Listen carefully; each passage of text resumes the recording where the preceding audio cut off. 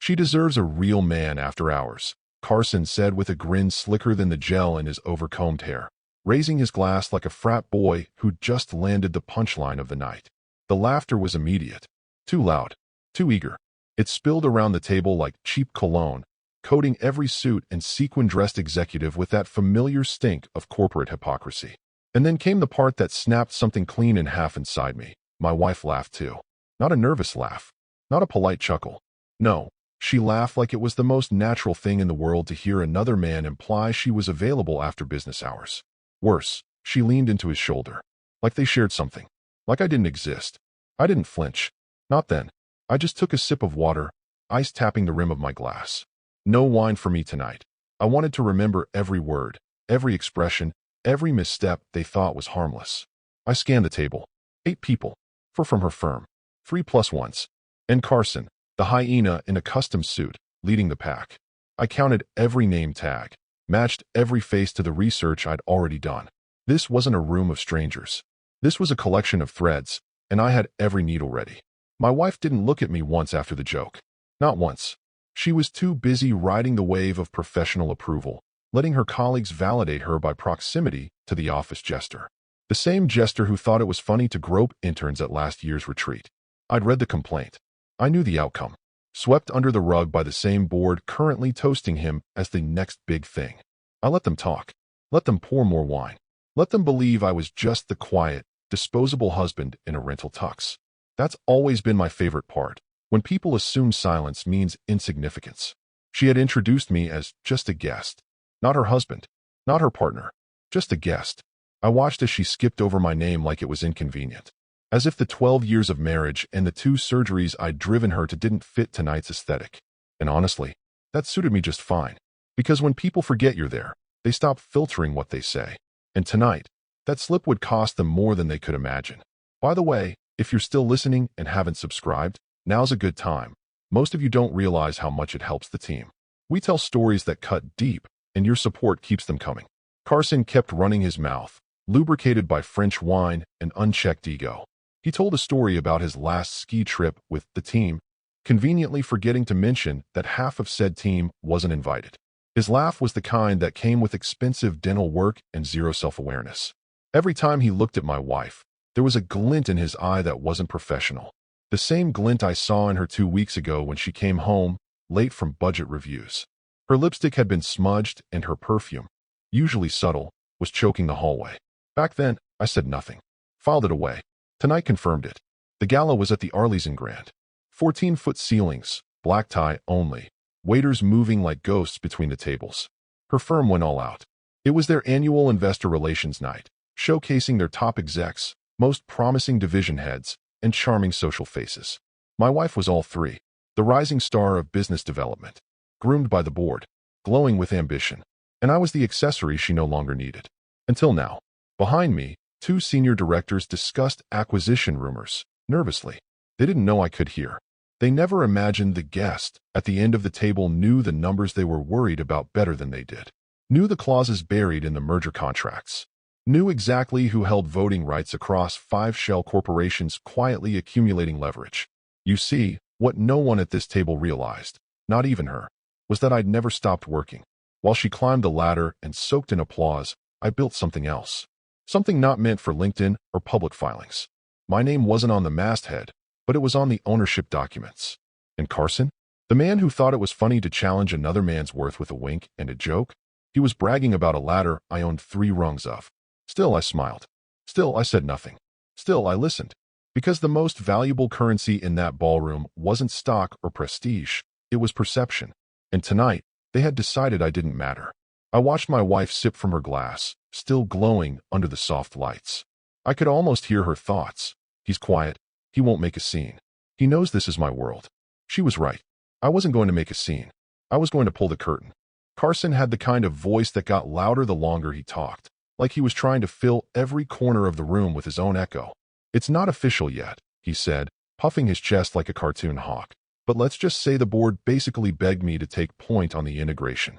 He grinned like he'd just won the Heisman. Between us, they can't risk a misstep with this investor. Too much riding on it. They need someone they trust. Someone who gets the culture. My wife practically melted. That's amazing, Carson, she cooed, brushing imaginary lint off his lapel. Her hand lingered just a second too long. They're lucky to have you. He smirked. Yeah, well, I try to be humble. The table chuckled. I didn't. Not because I wasn't amused, but because I was watching. Watching how easily people give away their positions when they think no one's keeping score. Carson didn't know the investor he was name-dropping was already in the room. And the investor didn't know the man being considered to lead his integration deal had just publicly implied he was sleeping with one of the firm's rising executives at a gala designed to secure future funding. He hadn't just cracked a joke anymore. He'd tripped the wire. I reached into my coat pocket. Not rushed. Not dramatic. Just calm and exact. The phone unlocked with a quick scan of my thumb, and I opened the app I'd built 2 years ago. Bare bones. Encrypted. No logo. Just one button. The screen glowed faintly. Trigger integration review. I tapped. That was all. 1 second. One signal. Sent directly to a device only 2 others carried. Both inside this building. Both waiting for that moment. Across the ballroom, seated at a far corner table no one had paid attention to all evening, a man in his late 60s stirred. His suit was tailored, but quiet. His face, sharp but unreadable. His name didn't appear on the guest list, because that list was a prop. His phone buzzed. One glance. No alarm. Just the briefest nod to himself. Then, with methodical grace, he turned, slowly, toward our table. No one noticed but me. Carson was still basking in his own glow. And between us, I've already had 2 private chats with the CFO, he said. He all but called me the future. They're just figuring out the timing now. I watched the man at the far table stand. Smooth. Deliberate. He adjusted his cufflinks. Looked around the room like someone surveying a chessboard. Not for entertainment, but for flaws. Carson raised his glass again, oblivious. Anyway, I'll probably be flying to DC next week to meet the full group. If they like me, it's a done deal. My wife nodded along like she was co-signing history. The older man, now walking slowly toward the executive corridor, passed by the COO, whispering something too softly to catch. The COO stiffened, checked his phone. Carson kept talking. Honestly, I think they're just waiting to make sure the team is clean. No drama. No perception issues. Once we pass optics, it's game over. Oh, Carson, you sweet, arrogant idiot. He didn't realize the optics were already shattered. He'd walked into the final exam with a joke about sleeping with the teacher's wife written on his forehead. My wife glanced at me for the first time that evening. Just briefly. Something in my stillness made her blink. I wasn't seething. I wasn't sulking. I was present. And if you know anything about power, you know presence is everything. She turned back to Carson, suddenly less enthusiastic. She didn't know why yet. She just felt it. And she was right too. Because what Carson didn't know, and what she had long since stopped caring to ask, was that the group supposedly begging him for leadership wasn't evaluating him anymore. They were auditing him. And the man who started it wasn't a faceless figure from a boardroom in New York. He was sitting 6 inches to Carson's left, dressed in a rented tux, nursing a glass of water, and remembering every word. The best part about staying invisible is no one ever thinks to ask where the mirrors are pointed. She never asked what I did. Not really. In the early years of our marriage, she'd try to play the supportive wife. How was work, babe? Or, are you still consulting for that fund? But her eyes always wandered when I answered. She wanted headlines, not footnotes. And when I didn't provide flashy titles or executive summaries, she filled in the blanks with whatever suited her version of reality. Over time, she just stopped asking altogether. Somewhere around year 5, she started saying things like, "You're so lucky to not have corporate drama," and "must be nice to work from anywhere." Sure, if working from anywhere includes conference calls with banks in Zurich at 3 a.m., or restructuring South Korean shipping assets before breakfast. She never saw the spreadsheets, never saw the NDA folders I carried on encrypted drives. She never asked what minority board access rights meant when it showed up on a letterhead addressed to me from a law firm she'd never heard of. And I never corrected her, because correcting her meant she'd start paying attention. And when people start paying attention, they stop being predictable. I wasn't just some finance ghost floating between M&A meetings. I was the silent partner behind a shell conglomerate called Lornis Equity Holdings. Lornis didn't appear on any signage, didn't run ads.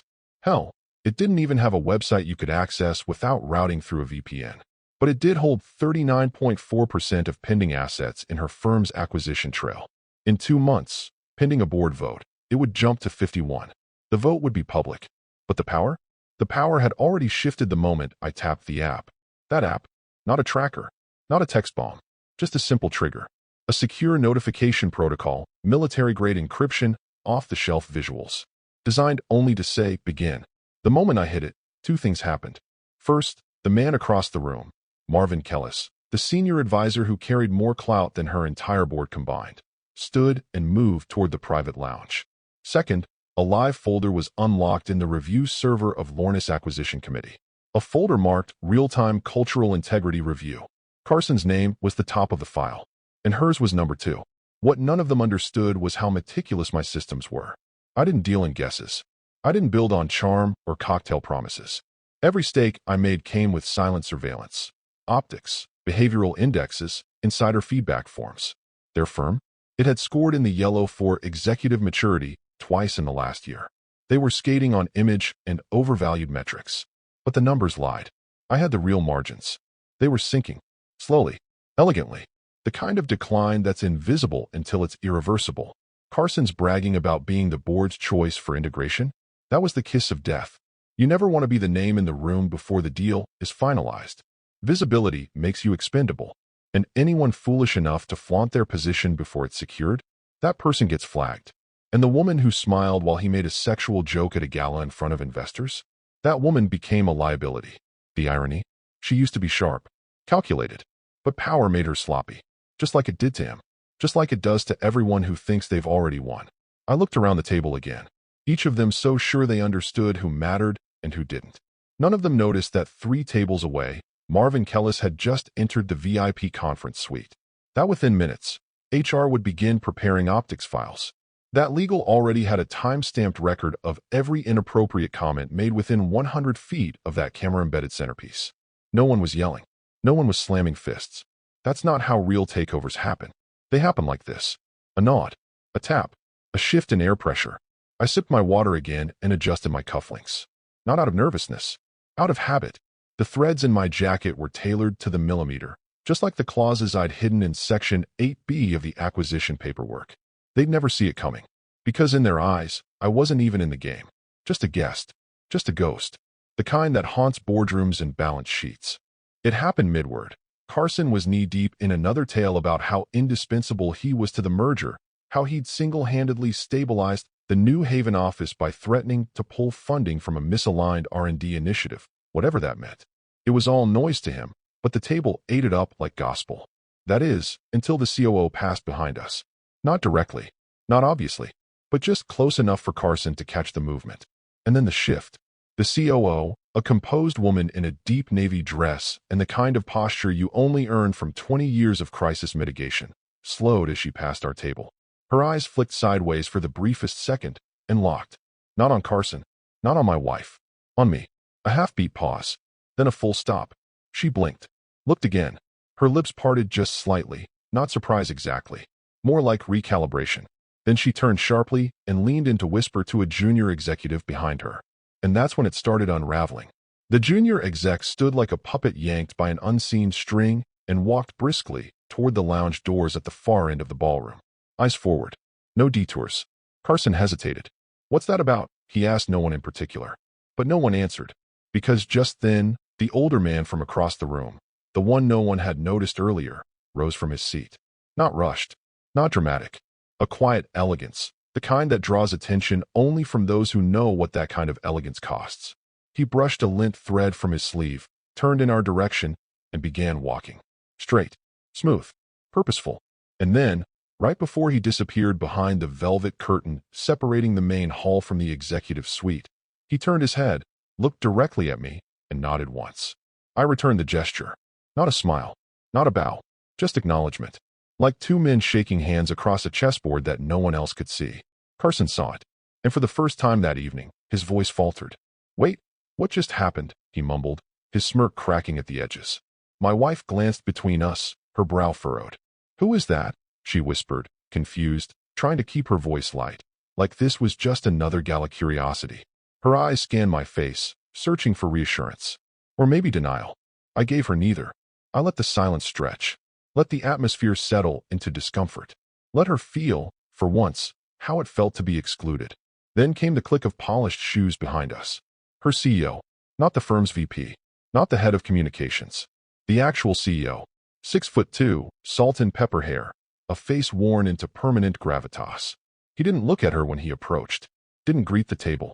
He locked eyes with me, gave the smallest nod, professional, restrained, then turned to the table at large and said, flatly, "Apologies for the interruption." Everyone quieted. Even the violins near the stage seemed to hush. He didn't address Carson, didn't acknowledge my wife. Instead, he looked at her wine glass, the hand holding it, saw the slight tremble, then looked up at me. And finally, to her, he asked one question. "Do you know who he just nodded to?" She blinked. Her lips parted. "My husband." It was half question, half defense. The CEO gave a tight smile. Not kind, not warm. A lawyer's smile. No, that was Marvin Kellis, Strategic Operations Chair for Lornis Equity Holdings. The name dropped like a piano onto the table. Every executive within earshot turned. Forks froze midair. Someone audibly gasped. Carson stared at me like I'd just peeled off a mask. And my wife, my wonderfully ambitious, performative wife, looked like someone had just hit her with a name she was supposed to know but didn't. "Lornis," she started. But the CEO cut her off. "The firm currently assessing our valuation. The one you've been asking to present to." I could feel her spine straighten, her breath catch. Carson went rigid. "Wait," he muttered. "That guy? Here." "He was here," the CEO replied. "Now he's upstairs. With the board. Because someone just triggered an early review window. Effective immediately." Then, for the first time all evening, the CEO finally looked at Carson and frowned. The mood shifted like someone had cracked a window in winter. The music kept playing. The wine still flowed. But the table? The table froze. Because suddenly, the man they thought was just a tag-along wasn't. And the room didn't orbit Carson anymore. It had already tilted toward me. The music kept playing, but the laughter stopped. It was like someone had sucked the oxygen out of the center of our table and left us all blinking in slow realization. Her CEO hadn't made a scene. He didn't have to. A single question, delivered without ceremony, had done more than any outburst ever could.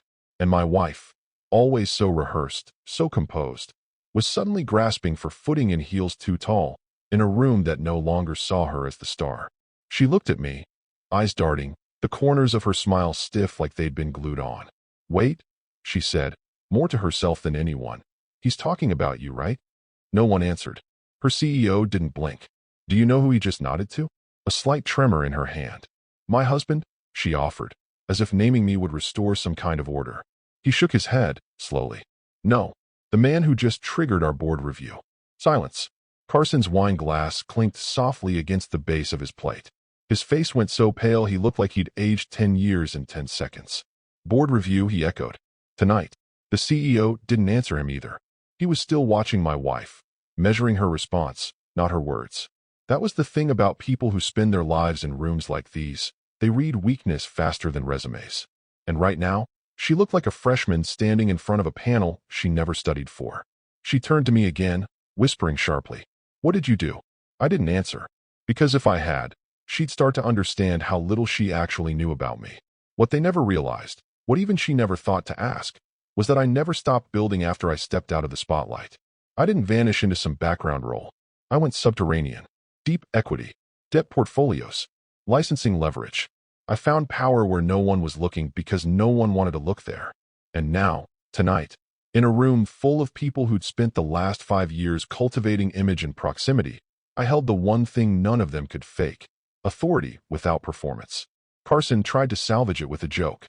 "Okay, this is a little dramatic, right? I mean, it's a gala." He laughed nervously. No one joined him. The CEO shifted his attention for the first time. "Carson, legal flagged an email chain this morning. Your remarks from last week's leadership summit were appended to an HR summary. Accidentally, we thought. Now I'm not so sure." Carson froze. What remarks?" The CEO raised an eyebrow. "The one where you called that junior analyst sugar shorts and asked if she wanted to debrief you in private." My wife's eyes widened. "You said that." But he wasn't looking at her anymore. He was looking at me. "No," Carson said, almost breathless. "I mean, I didn't know that went beyond." "You didn't know who was watching?" I said softly. He blinked at me. "Wait, so you're with Lornis? You're the—" Like I said, I interrupted.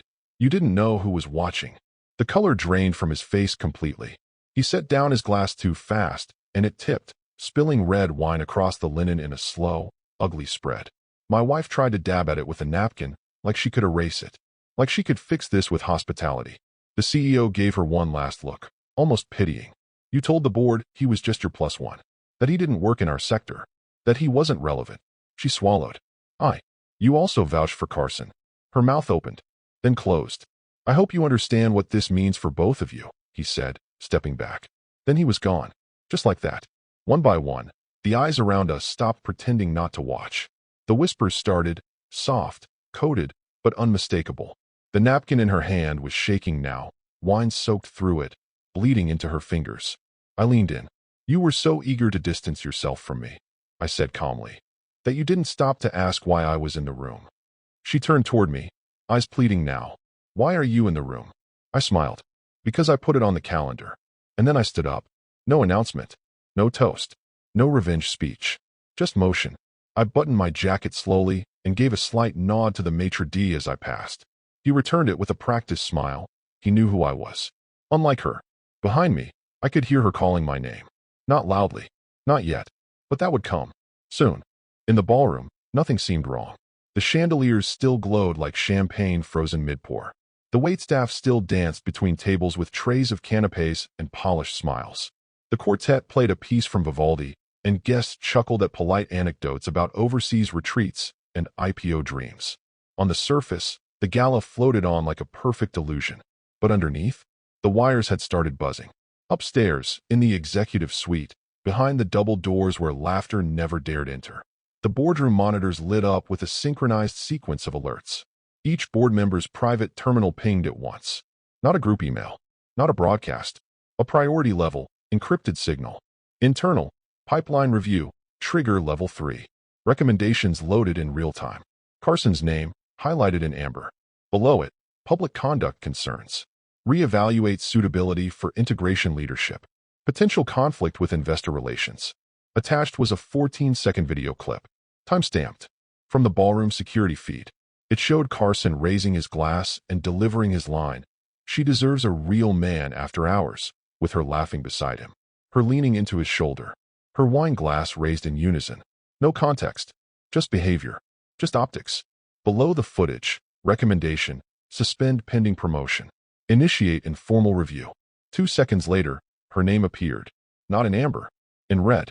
Proximity risk to flag leadership candidate. Compromised perception during investor-facing event. Possible conflict of interest given personal relationship with Lornis advisor. Another clip. This time, of her reaction. Her smile. Her touch. Her dismissive hand wave as I was introduced simply as a guest. Followed by her CEO's entrance, and the moment her expression cracked. No commentary. No editorializing. Just the footage. And beneath that, leadership maturity under question. Meanwhile, down below, Carson was trying to restart a conversation, any conversation. Something about Q1 projections, hoping to redirect the mood. No one bit. The murmurs had started at the edges of the room. VPs looking at their phones, then at the table, then quietly excusing themselves to take calls that weren't calls. It was the corporate version of rats checking lifeboats. Then Carson's phone buzzed. He fumbled for it, still talking, trying to sound relaxed. When he saw the sender ID, Corp OPS priority internal, he went quiet. His fingers hovered above the screen, then slowly set the phone face down on the table. He didn't open it. Neither did she. Her phone buzzed next, vibrating against the polished wood. She glanced down, froze. One buzz, then another, then a third. Her eyes didn't move from the screen, but she didn't unlock it either. Because somewhere deep inside, she already knew. The older man, Marvin, had vanished from the room 10 minutes earlier. No goodbyes. No trail. Just gone, like smoke off a mirror. He didn't need to stay, because the machine was already moving. I was halfway to the exit when I saw the next wave hit. The COO discreetly entered the ballroom again and began making quiet rounds. First to a table of junior executives, then to a cluster of portfolio heads. Each exchange was brief. Each one ended with a subtle nod, and the recipient quietly standing up, drink unfinished. Carson finally reached for his phone again, tapped the screen open, and read. He didn't blink for a while. Then he cleared his throat. I need to call someone real quick. No one responded. He pushed his chair back, slowly. As he rose, his legs wobbled, not from alcohol, from the cold wash of knowing. The same kind of knowing that comes when you realize the spotlight you fought so hard for just turned into a sniper scope. My wife hadn't moved. She was staring straight ahead, her face flushed but frozen. Her fingers still gripped the stem of her wine glass, but she wasn't drinking. She was calculating. Too late. Because the review wasn't coming. It had already begun. She turned toward me again, like maybe I'd stayed close enough to fix this. Like maybe this was just one of my silent little games. But I wasn't there. I was gone. And in my place? Just the seat. Empty. Waiting. Like something had been removed on purpose. The table that once roared with laughter began to die in pieces. Not with a crash, but with careful, practiced exits. The first to go was Lauren Kim, senior strategy officer, whose laugh had rung a little too hard at Carson's joke earlier. She checked her phone, widened her eyes just slightly, then offered a plastic smile. Just going to check on the dessert arrangements, she mumbled as she stood. No one stopped her. Then came Marcus from M&A. Need to call the driver, he said, not even pretending to make eye contact. Then two more, then three. Their chairs scraped softly as they left behind half-finished glasses and untouched plates, like animals fleeing a forest minutes before the fire hits. There wasn't panic, just urgency disguised as etiquette. My wife tracked each of them like she was watching her social capital hemorrhage in real time. Her hand tightened around her napkin so hard it wrinkled like a crushed receipt. She leaned toward me finally, her voice sharp but hushed. What did you do? I looked down at the candle flickering between us. Still untouched. Wax running in slow patterns over silver. The flame curved in one direction, small draft. People moving. Doors opening. Tables clearing. I said nothing.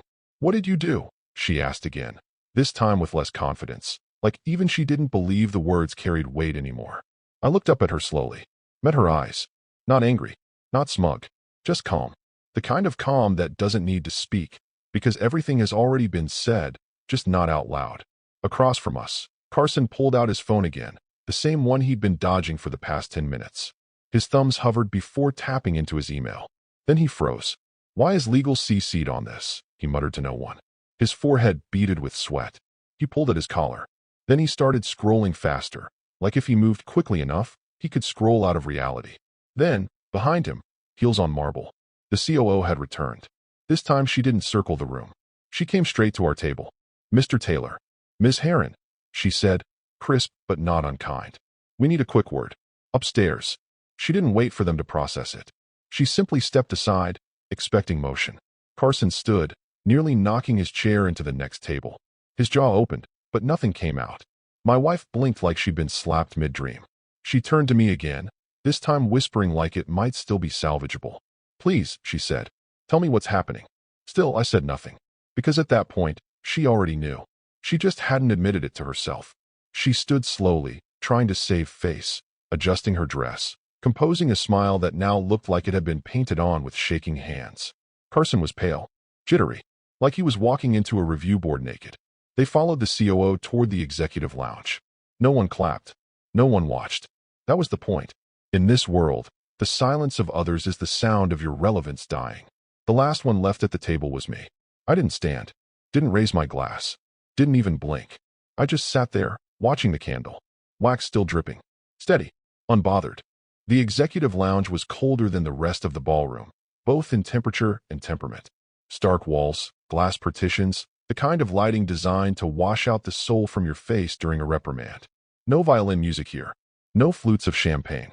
Just the hum of air vents and the low murmur of controlled destruction. Carson went in first. They separated them, deliberately. He was escorted into the inner conference suite where 2 board members and a representative from legal were waiting. One screen already displayed a still frame from the security footage. His stupid grin frozen mid-toast. My wife's hand visible on his shoulder. The timestamp glowed like a countdown. She waited in silence in the hallway. Arms folded, lips pressed together, pretending not to be afraid. The door opened 12 minutes later. Carson came out white as a ghost, jacket wrinkled, muttering to himself. He didn't look at her, didn't say a word, just walked past with the slow, broken gait of someone realizing he was never going to climb another rung in his life. Then they called her in. 2 members of the board were already seated when she entered. The third was the head of people and culture, the one who didn't care about quarterly performance, only headlines and reputational heat. The woman didn't offer a handshake. Ms. Heron, she began, fingers laced together on the table. Do you understand why you're here? Ah, yes. I think so, my wife said.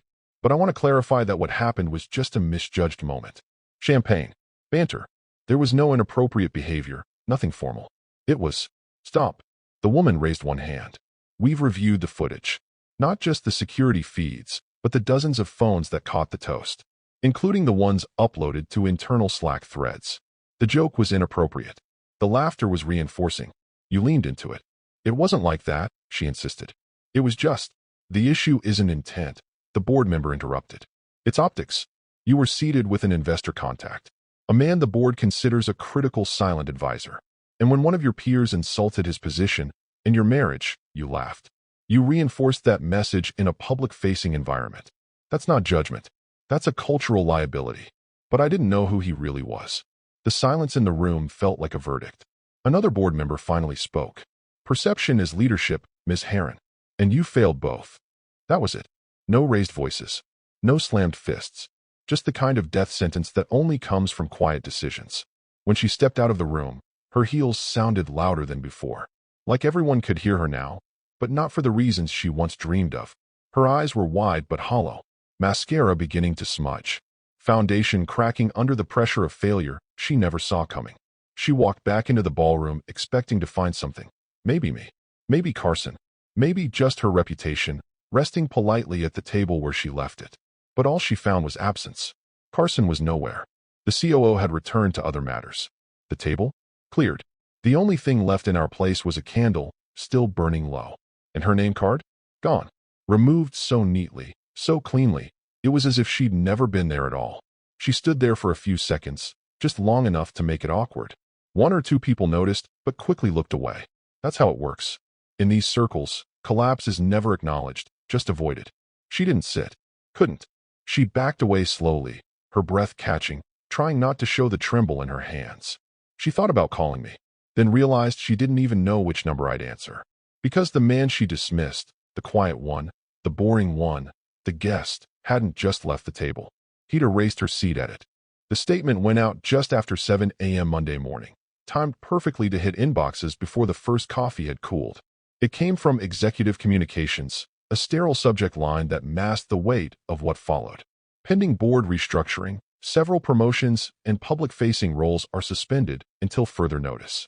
Internal leadership reviews are underway to ensure alignment with investor standards and firm conduct policy. No names. No direct accusations. But in that world, you didn't need names. Executives are like chess pieces.